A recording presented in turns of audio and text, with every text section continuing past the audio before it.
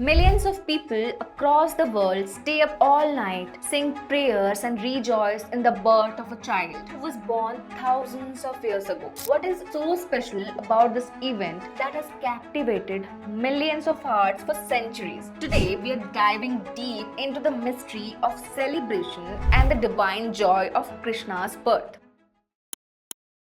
In the heart of an ancient Indian city, nestled beside the sacred waters of Yamuna River, a land rich in culture and diversity flourished over 5,000 years ago. But behind the city's glory loomed the shadow of a tyrant, King Kansa, who ruled with violence and cruelty. He had taken the throne through betrayal and force and was always anxious about losing his powers. One day, Kansa hears a frightening prophecy that he will be killed by the eighth son of his sister Devki. He was terrified and imprisons Devki and her husband Vasudeva, determined to prevent his fate. In his rage, Kansa nearly killed his own sister, but Vasudeva begged him to spare her. He promised to hand over every child born to them. Kansa, still scared, agreed but remained merciless. Devki's babies were taken from her one after another, and the gods in heaven were worried. The balance of good and evil was in threat. They decided it was a time for divine intervention, and Lord Vishnu prepared to come to earth as Krishna, Devki's eighth child, to defeat Kansa and restore justice. Locked in the dark, cold cell, Devki and Vasudeva suffered under Kansa's cruelty. Yet they held on to hope that the child would bring light and change to the world. On a stormy night, when the outside world seemed to reflect their struggles, Devki endured the pain with courage and dignity, while the universe waited in anticipation. No one knew that this night would bring the birth of a divine being. In the stillness of the night, amidst the howling wind and pouring rain, Devki gave birth to a beautiful baby boy. The child, Krishna, radiated a divine aura, filled the cell with a transcendent light that washed away all fear and despair. Vasudeva, overcome with awe and reverence, bowed before his newborn son, realizing he was in presence of Lord Vishnu himself. As the heavens rejoiced, a celestial voice guided Vasudeva, instructing him to take the infant Krishna to the village of Gokul. There he was to exchange his divine son with the newborn daughter of Yasoda and Nanda. Ensuring Krishna's safety from Kansa's wrath, miraculously the chains that bound Vasudeva fell away, and the doors of the prison swung open. With Krishna in his arms, Vasudeva embarked on a perilous journey through the tempest. The Yamuna River, swollen with rain, posed a daunting obstacle. Yet he waded into the turbulent waters. The river parted, forming a path to guide his way. The divine serpent, Sheshnag, rose from the depths, sheltering Vasudeva and the infant Krishna with its mighty hood. The storm calmed in their presence, as if the universe itself was ensuring the safe passage of the divine child. Finally, Vasudeva reached the village of Gokul, where Yashoda and Nanda awaited their newborn daughter. In the silence of the night, as the world slept, Vasudeva quietly exchanged the infants, leaving Krishna to grow in the loving care of his foster parents.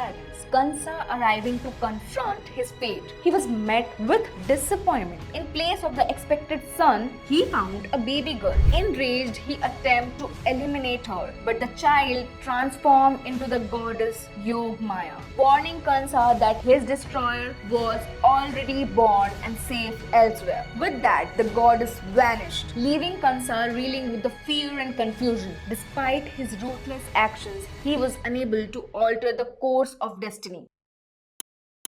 Krishna grew up in Gokul, preparing for the day when he would carry out his holy duty. In the idyllic village of Gokul, Krishna's childhood is filled with playful antics and extraordinary feats. His love for Makhan and his playful nature earned him the nickname Makhan Chor, the butter thick. But Krishna is no ordinary child. His divine powers soon became evident when he conquers the poisonous serpent Kalia, who had a total of 100 heads, threatens the villagers by poisoning the Yamuna river. Young Krishna fearlessly dives in and subdues the serpent, restoring peace and balance. This act solidifies his role as the protector and the savior of his people.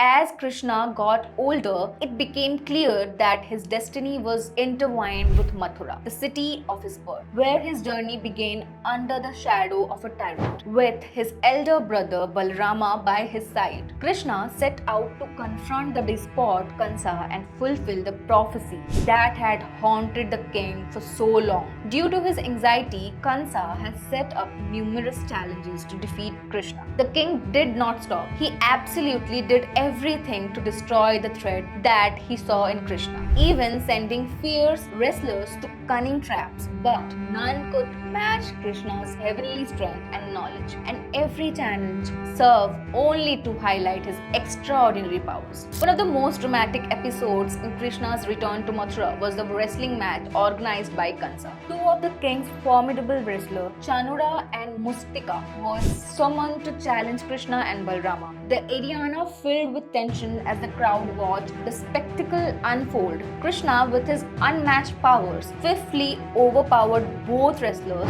defeating them in a display of sheer skill and strength. The battle between Krishna and Kansa was nothing short of epic. Kansa, despite his best efforts, was no match for Krishna's divine powers. Krishna's every move was appeasement to his divine strength and purpose. The tyrant's region of terror came to an end as Krishna defeated him, liberating the people of Mathura from his cruelty. The oppressive shadow that had loomed over the city was lifted, replaced by a sense of relief and jubilation. With Kansa's defeat, Krishna's first act was to reunite his parents, Devaki and Vasudeva. Their joy knew no bounds as they embraced their long-lost son, who had returned to restore justice and peace. The city of Mathura erupted in celebration, honoring Krishna as their savior. Krishna's return marked the end of Kansa's tyranny and heralded a time of peace and prosperity for the land.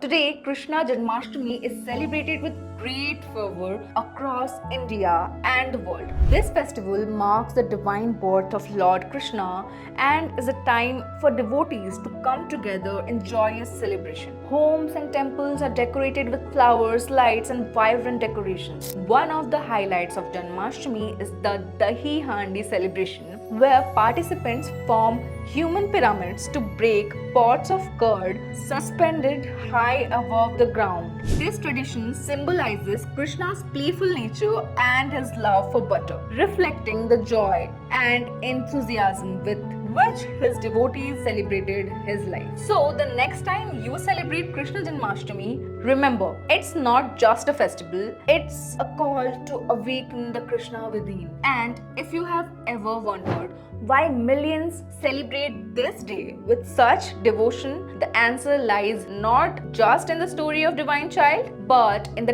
timeless lessons he left behind. Because in the end, Krishna's story is our story, a story of love, hope, and the eternal quest for truth. Thanks for watching and stay tuned for our next video where we explore more amazing stories and legends. Don't forget to like, share, and subscribe for more fascinating content. Hit the bell icon so you never miss an update.